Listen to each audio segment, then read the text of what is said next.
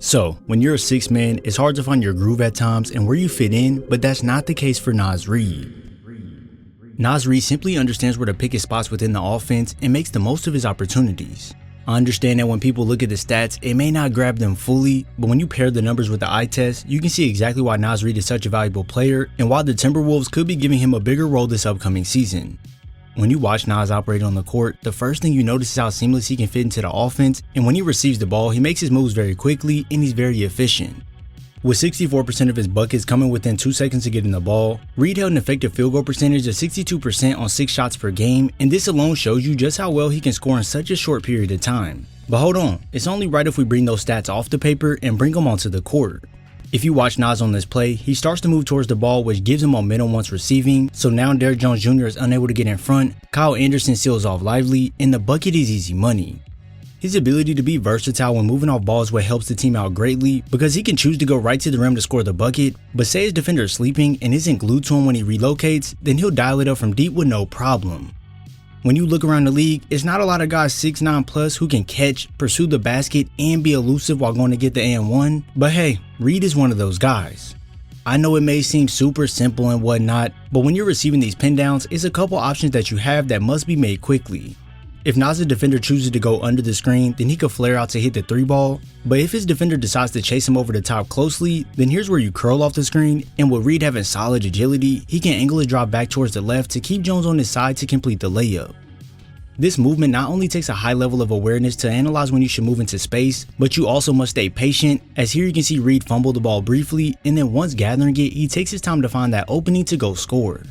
This right here is what jumpstarts his game, as he's able to see a couple easy ones fall through the basket, but let's say he's not being put into these off-ball actions, well, Reid is one of the best relief options for his teammates.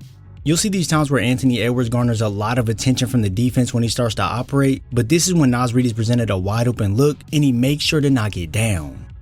Off the catch in the 2024 season, Reid connected on 42% of his 4 threes per game, which alone screams just how deadly he is from deep.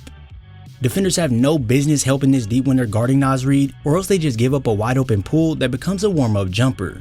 And when he's being used as a screener to get in open, the defense has to communicate and play the 2-man better, because all they do is allow 3 points to go on the board when they leave Naz Reid uncovered. I understand that the defense wants to get the ball out of Anthony Edwards' hands, as he can pick them apart many ways, but when you have a guy who's shooting 42% off the catch, this is simply no bueno. Loading up like this affects the game in 3 ways, and 2 are detrimental to the defense. Number 1 is that they get the ball out of the star player's hands, which is their main objective. But now number 2 is presented, and that is this wide open lane to attack once Reid catches the ball. Now ultimately it's his decision to attack this or not, and if he chooses not to, well, here's where option 3 comes into play, and it's letting it fly for straight cash. Trust me, he's deadly with that sniper when you put him in position to lock, load, and fire, but just like we talked about with that off-ball movement, Reid can flow into 3-pointers with ease without anyone drawing up a play for him. Key example, Naz makes this pass to Rudy right here, but instead of staying put like most people, Reid slides up the floor while Morris digs in for the help, and I want you to look at the gap that is presented. This here allows Reid to get into a shot with no problem, as Morris simply isn't close enough.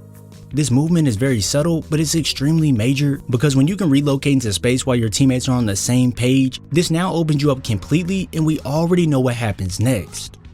Honestly, I can't stress it enough about how important it is to have a guy who can stretch the floor with either his spot of shooting or off-ball movement, and if Reid is feeling it, it doesn't matter if it's immediately off the break, he'll hoist one up, and even if the defender is smothering him, he'll still hit the ATM to cash in. Now yes, his ability to space the floor is critical, as he knocks it down at a high clip, which forces the defense to stay honest, but if we're being for real, his offensive bag goes much deeper than that. Reid's mechanics are smooth and consistent, which allow him to be a constant threat from beyond the arc, but however, what makes him truly dangerous is his ability to put the ball on the floor and attack those closeouts aggressively. For instance, when defenders sell out to chase him off that line, Reid has shown that he can take 1 or 2 dribbles, get to the basket, and finish through any contact that comes his way. With him being 6'9 with a 264-pound frame, it's hard to really knock him off his spot, and with him being pretty agile, it's difficult to stay in front of him when he's attacking. Right here when Kawhi closes out, Reid feeds the in and out to then pursue the rim, and now when Coffee steps up, Reid freezes to then serve another in and out, and to the rack he goes.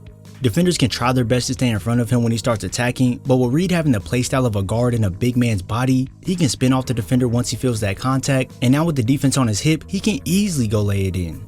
It's truly not often we see guys his size be able to attack a closeout so smooth, so when you see Naz make his move to go convert an and one, it shows you just how skilled he is. And let's say he wants to add a little bit more aggression to it, well, he'll soar in to throw down an emphatic slam.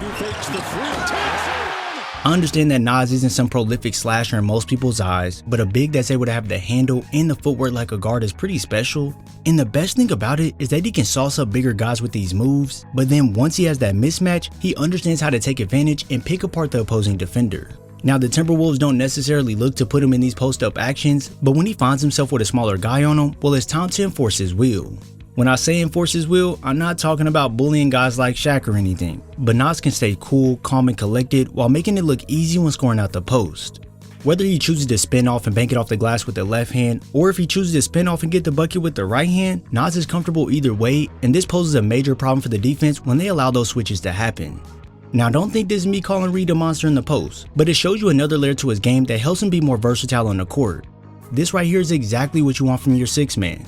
Not only can he shoot the ball at a high clip, but he can also put the ball in the deck to go get a bucket, and if you throw it to him when he's in the post, then he can get creative to go score. Oh, and hold on, wait 1 second. His defense is something that everyone should be watching closely as well.